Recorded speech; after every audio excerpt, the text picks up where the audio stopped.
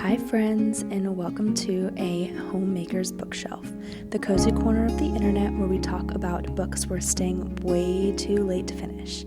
I'm Christian, and around here we share honest book thoughts, cozy reading moments, and the stories that make us laugh, gasp, or immediately text a friend and say, "You have to read this."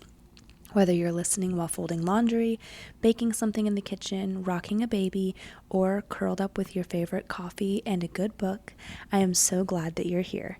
So grab your favorite drink, get comfortable, and let's talk about today's book.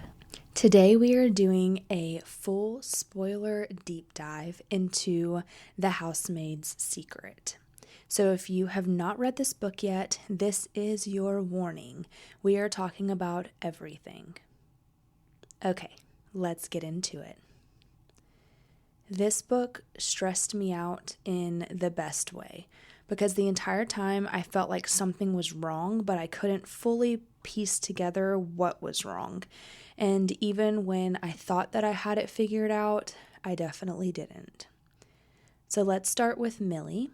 I love her main character because she's not naive, but she's also trying so hard just to have a normal life.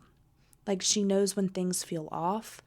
You can see her instincts kicked in, questioning the situation, questioning the people around her, but at the same time, she is in a position where she needs this job, and I think that that's what makes everything a little more intense because she's constantly having to balance something isn't right here but I just can't leave. And the braveness that she has in this book, I mean, she had it in the first book too, but the braveness that she has in this book to try and figure out what is wrong with the female character, the wife, Wendy, to me says huge things about her as a person overall, that she is willing to put herself into a dangerous situation to make sure that another woman is safe. And to me, that speaks volumes. But the tension that follows her throughout this entire book is absolutely insane. So the house itself, which is actually a condo in New York, is an immediate no to me. At first, I guess not an immediate no. At first, I was like, oh my gosh, like, this place is too good to be true. I couldn't imagine living in a condo like this in New York City, looking over the park and everything. The second we realized that there are restrictions, what she can and can't do, where she can and can't go, I was like, okay, this is not normal. I don't care how sick a person is. Typically, you don't have people telling you, oh, you can't go in there, you can't see her, you can't do this.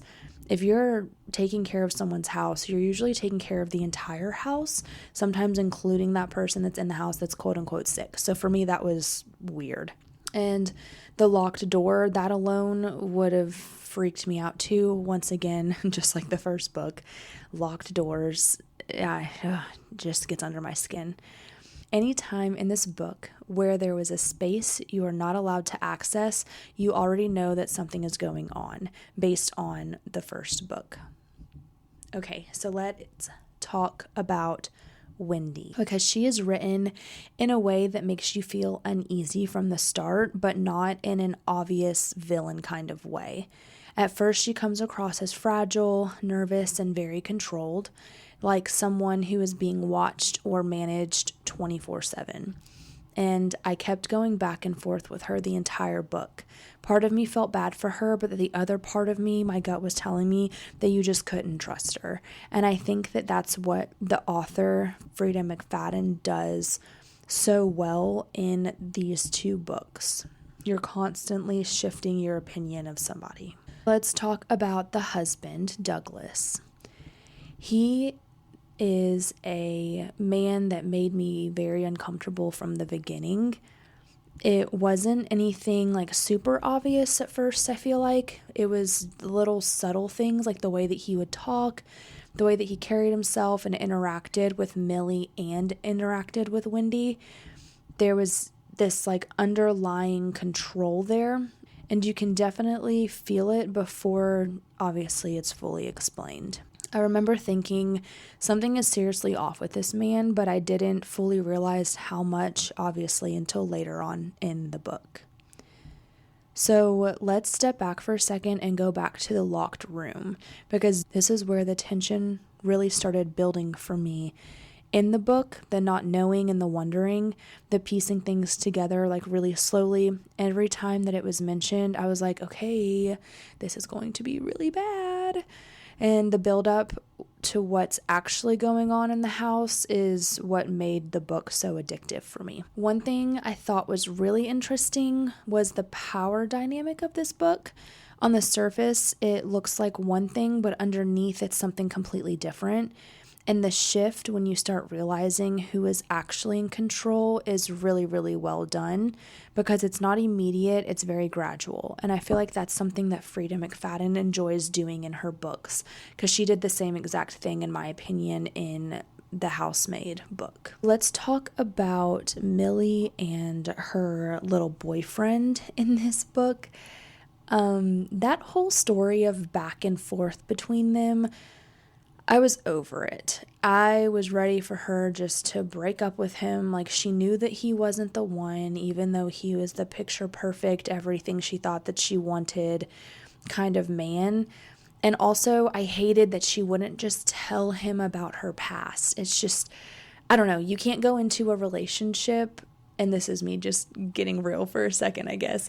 You can't go into a relationship not sharing everything. You can't have secrets, because if you do, then it's not going to be a successful relationship. So I really wish that Freida would not have drug that on for as long as it went on, that she would have just ended it, because the back and forth and like the side notes of her contemplating staying with him literally drove me insane. I just wanted it to be over. The reveals in this book were very satisfying for me, because you spend the entire time trying to figure it out, and when things start to click into place, it's like, okay, yep, that makes sense. But also, I did not see it coming, but I did see it coming in a way. Obviously, if you're listening to this, you have read the book, so I'm sure that you know what I mean.